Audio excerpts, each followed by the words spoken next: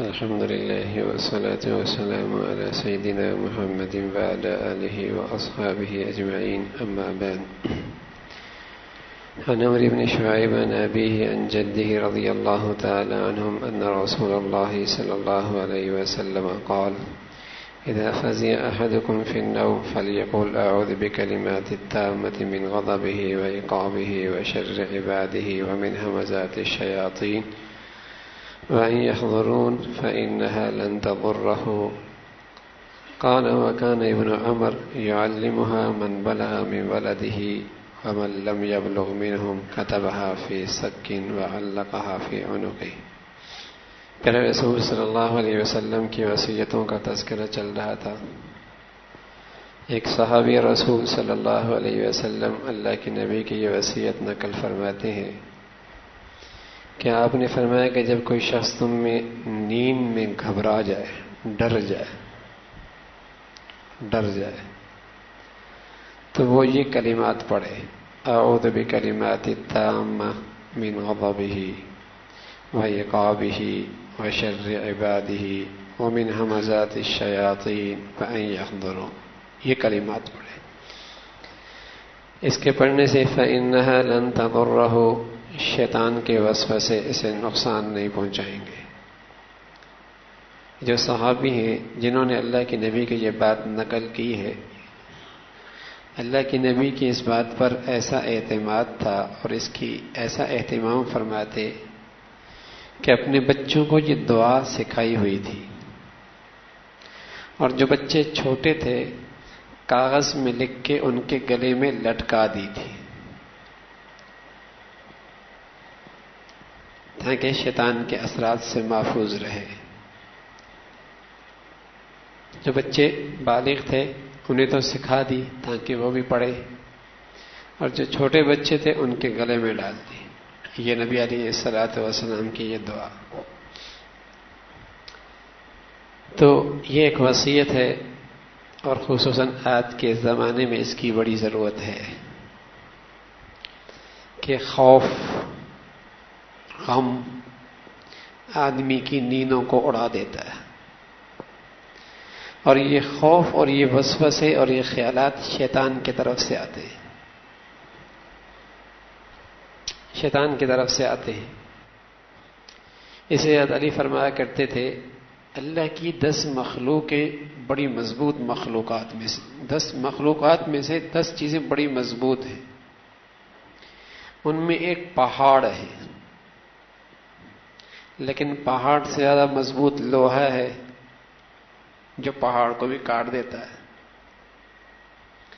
اور فرمایا آگ ہے جو لوہے کو بھی پگھلا دیتی ہے، اور پانی ہے جو آگ کو بھی بجھا دیتا ہے، اور بادل ہے ایسے طاقتور جس نے پانی کو بھی اٹھایا ہوا ہے، اور ہوا ہے جو بادلوں کو بھی منتشر کر دیتی ہے، اور ابن آدم ہے یہ ہوا کو چیر کر بھی راستہ بنا لیتا ہے. لیکن اس آدم پر بھی ایک چیز غالب آتی ہے، نشہ جب آ جائے تو وہ اس پہ غلبہ پا لیتا ہے، اور نیند نشے پر بھی غالب آ جاتی ہے. لیکن فرمایا آدمی کا غم آدمی کی نیند بھی اڑا دیتا ہے. آدمی کا غم اس کی نیند بھی اڑا دیتا ہے. ایسی بلا ہے یہ، اس میں اتنی طاقت ہے، نیندیں بھی اڑ جاتی ہیں. تو رسول اللہ صلی اللہ علیہ وسلم نے ایک نسخہ دیا ہے. مومن کی شان نہیں ہے کہ جو اللہ رب العزت نے اس کے لیے ایک طے کر رکھا ہے تقدیر میں، انہیں سوچ سوچ کے غم میں مبتلا رہے. مومن کی شان نہیں ہے. امام احمد بن حنبل رحمۃ اللہ علیہ کی خدمت میں ایک نوجوان آیا، کہنے لگا ابن حنبل مجھے کچھ نصیحت فرمائے.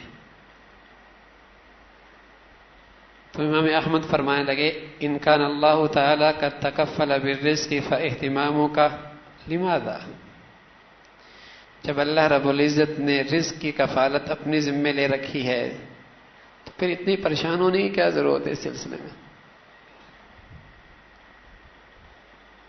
جب اللہ نے اپنی ذمہ لے رکھی اتنی پریشان ہونے کی کیا ضرورت ہے؟ مل جائے گا. فرمایا وَإِن كَانَ الْخَلْفُ عَلَى اللَّهِ حَقًّا فَالْبُخْلُ لِمَاذَا؟ جب اللہ نے وعدہ کر رکھا ہے کہ خرچ کرے گا تو اس کا بدلہ دوں گا، تو پھر بخیل کیوں بن رہا ہے؟ پھر بخل کیوں؟ سمجھ میں نہیں آ رہا. جب اللہ کا یہ وعدہ سچا ہے کہ بدلہ ملے گا، پھر کیوں بخل؟ فرمایا جب جنت برحق ہے تو پھر دنیا میں راحت کی تلاش کیوں؟ وہاں راحت ہوگی نا. یہاں تو محنت ہے، یہاں تو کوشش ہے آخرت کی. فرمایا وَإِن كَانَتِ النَّارُ حَقًّا فَالْمَعْصِيَةُ لِمَاذَا؟ اگر واقعی جہنم برحق ہے، تمہارا ایمان ہے، تو پھر گناہ کیسا؟ پھر گناہ کیسا؟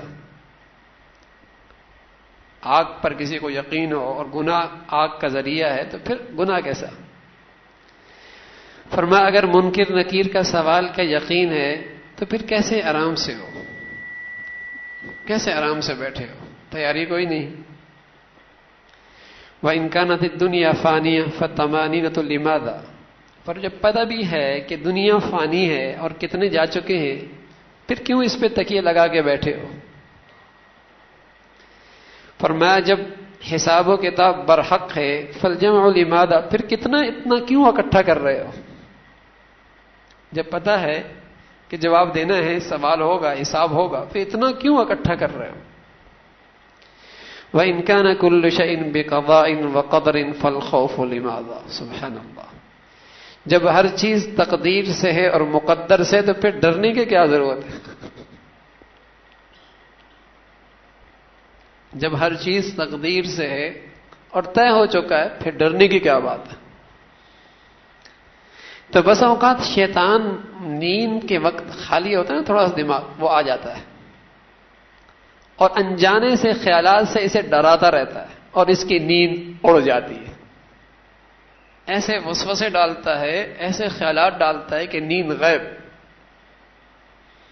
دور کی لے کے آتا ہے. وہ کیا ہوگا بعد میں؟ اگر ایسا اور ایسا یوں ہو جائے گا تو پھر کیا ہوگا؟ بہت دور کی کوڑی لے کے آتا ہے. ہاں، بہت دور کی لے کے آتا ہے. تو یہ شیطان کے خیالات آتے ہیں جس سے اس کی نیند بھی اڑ جاتی ہے. انجانا سا خوف، بنا وجہ کا غم کھا رہا ہے، بنا وجہ کا غم. نہ اس نے 20 سال کے بعد زندہ رہنا ہے، نہ 60 سال کے بعد زندہ رہنا ہے، اور سوچ رہا ہے 200 سال کی بات کی باتیں. ہاں، کیا ہوگا؟ کاروبار کا کیا بنے گا؟ کہاں جائیں گے یار؟ ملیشیا کا ویزا بھی نہیں، کینیڈا کا بھی نہیں، کیا ہوگا کاروبار کا؟ ہاں، کیا ہوگا؟ کاروبار یہی ہے سارا. ارے میاں تیرے ہوتے ہوتے کچھ نہیں ہوگا انشاءاللہ. تیرے ہوتے ہوتے کچھ نہیں ہوگا انشاءاللہ. ہاں، لیکن یہ انجانا سا خوف اور یہ انجانا کا غم آدمی کی نیند اڑا دیتا ہے. جو مقدر ہے وہ تو ہو کے رہنا، کہیں بھی بھاگ کے چلا جا، کہیں نہیں بچ سکتا. اور جو نہیں ہے مجال ہے کوئی دنیا کی طاقت میری بگڑی بگاڑ دے. جو نہیں ہے کوئی نہیں بگاڑ سکتا، اور جو مقدر ہے پھر اسے کوئی نہیں ٹال سکتا بھائی، پھر اسے کوئی نہیں ٹال سکتا. تو خوف کیوں؟ غم کیوں؟ تو رسول اللہ صلی اللہ علیہ وسلم نے فرمایا کہ ان کلمات کو پڑھ لیا کرو، شیطان سے نجات مل جائے گی. ایک نوجوان آیا حضور علیہ الصلوۃ والسلام کی خدمت میں، بلکہ خالد بن ولید آئے. کہا یا رسول اللہ، عجیب رات کو خواب میں خیالات آتے ہیں، ڈراؤنے، گھبراہٹ والے. اللہ کے نبی نے فرمایا ان تینوں کو پڑھ لو، ان کو 3 مرتبہ ان کلمات کو پڑھ لو. دوسرے دن فوراً آئے حضرت خالد، فرمایا اللہ کے رسول سبحان اللہ، ابھی میں نے 3 مرتبہ مکمل ہی نہیں کیے اور ایسا خوف اندر سے نکلا ہے، اب تو شیر بھی آ جائے تو الحمدللہ ڈر نہیں لگے گا. ایسا دل مضبوط ہوا ہے. کہ جو مقدر ہے، جب مقدر میں نہیں تو شیر میرا کیا بگاڑ سکتا؟ کچھ نہیں بگاڑ سکتا. اور جو ہے مقدر میں، ہاں، تو پھر کوئی بھی حفاظت کی تدبیر کامیاب نہیں ہو سکتی. اس لیے خوف نہیں ہے، مطمئن مطمئن. تو ایک تو میرے عزیزو ہر وقت یہ پیش نظر رہے کہ یہ مقدر ہے، جو طے ہے وہ ہو کے رہنا. بلا وجہ کے سوچنے کی کیا ضرورت ہے، غم کھانے کی کیا ضرورت ہے؟ ہاں. اور دوسرا میرے عزیزو، اگر یہ آنکھوں کے سامنے یہ چیز نہیں آتی، ذہن میں یہ بات نہیں بیٹھتی تقدیر کی، تو پھر ان کلمات کا ورد رکھے، ان کلمات کا ورد رکھے، تو انشاءاللہ یہ اللہ کی حفاظت میں آ جائے گا، اللہ کی حفاظت میں آ جائے گا. تو حضور علیہ الصلوۃ والسلام نے اپنی امت کو یہ سبق دیا ہے کہ یہ ایسا کر لو. ایک نوجوان آیا، کہنے لگا یا رسول اللہ یفزع فی منامی، میں اکثر اپنے خواب میں ڈرتا رہتا ہوں. آپ نے فرمایا جب تو بسترے پہ جائے نا تو یوں کہا کر بسم اللہ اعوذ بکلمات التامہ، بسم اللہ اعوذ بکلمات التامہ. بسترے پہ جا کر یہ 3 مرتبہ پڑھ لیا کر. تو اس سے کیا ہوگا؟ تجھے شیطان کے وسوسوں سے، خیالات سے اور اس کے ڈراؤنے سے محفوظ ہو جائے گا. تو بھئی یہ کلمات بڑے مفید ہیں، اور مسنون دعاؤں کی کتابوں میں یہ لکھی بھی ہے کہ انہیں آدمی یاد کر لے. دعاؤں میں جو نبی علیہ الصلوۃ والسلام نے صبح شام کی مسنون دعائیں بتائیں، ان میں بڑی طاقت ہے. ایک صحابی کے بارے میں آیا کہ اسے خبر ملی کہ تیرے گھر کو آگ لگ گئی ہے. اس نے کہا نہیں لگ سکتی آگ. کہا میں اپنی آنکھوں سے دیکھ کے آ رہا ہوں بھائی، شعلے اٹھ رہے تھے. اس نے کہا نہیں لگ سکتی. جب وہ واپس آیا تو کیا دیکھتا ہے کہ دائیں بھی آگ لگ چکی، بائیں بھی آگ لگ چکی، یہ گھر محفوظ ہے. اس نے کہا تم اتنے اعتماد سے کیسے کہہ رہے تھے؟ کہا میرے سچے نبی نے خبر دی تھی کہ اگر گھر سے نکلتے ہوئے یہ دعا پڑھ لو تو اللہ تمہارے گھر کی حفاظت کرے گا. میں نے وہ دعا پڑھ کے نکلا تھا، مجھے یقین تھا میرے گھر کو کچھ نہیں ہونا. سبحان. تو ان دعاؤں کی بڑی طاقت ہے، آدمی محفوظ قلعے میں آ جاتا ہے. وَاسْتَقْبَلُوا أَمْوَاجَ الْبَلَاءِ بِالدُّعَاءِ، وَاسْتَقْبَلُوا أَمْوَاجَ الْبَلَاءِ بِالدُّعَاءِ وَالتَّضَرُّعِ. اللہ کے نبی فرمانے لگے آنے والی مصیبتوں کا، آفتوں کا راستہ روکو دعائوں کے ذریعے اور اللہ کے سامنے گڑ گڑا کر. وَاسْتَقْبَلُوا أَمْوَاجَ الْبَلَاءِ بِالدُّعَاءِ وَالتَّضَرُّعِ.